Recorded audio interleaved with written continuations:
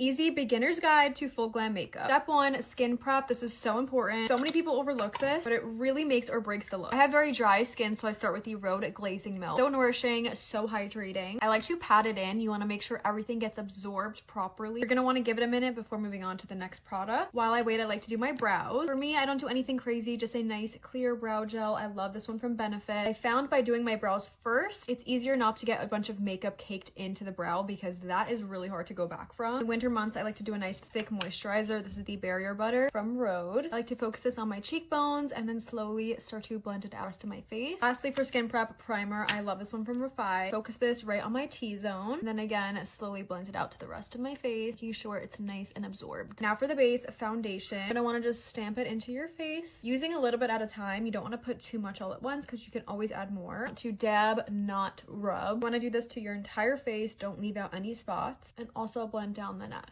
Next, I do contour. I'm using this Makeup by Mario one. A tip is to pick it up with a brush. Don't go directly on your face. I know it could be fun to do that, but it's just so much easier to place it in the correct spot when you put it on the brush. You want to just lightly dab right here on your cheekbone where it creates that little hollow. You want to blend going upwards. You don't want to blend going down. You want to slowly start going up to the temples and connecting it like a little C right here, hugging your eye. You can also add across to the forehead and connect it to the other side. I'm going to be linking all these products and the brushes. If you're nervous about making sure everything is blended, you can go back in with a beauty blender after each step and lightly dab to make sure that there's no harsh lines. For concealer, you're going to want to place a little bit on the inner corners and then a little on the outer corner going upward. Like so. I like to use a lighter shade under my eyes and then with a more deeper color that's closer to my skin tone, I'll do the rest of my face. So I'm going to cover this blemish right here, do a little around my mouth, forehead right here. And I like to take a little fluffy brush like this and start blending out the concealer. Always doing the eyes last because you want to let those get really nice and tacky. Once you've let the under eyes get a little tacky, you can start blending those out. This will allow you to get maximum coverage with less product. That way it doesn't look cakey. Just like that. Trying to keep it exactly where you placed it, but also covering up those under eyes. I like to go over lightly with a beauty blender,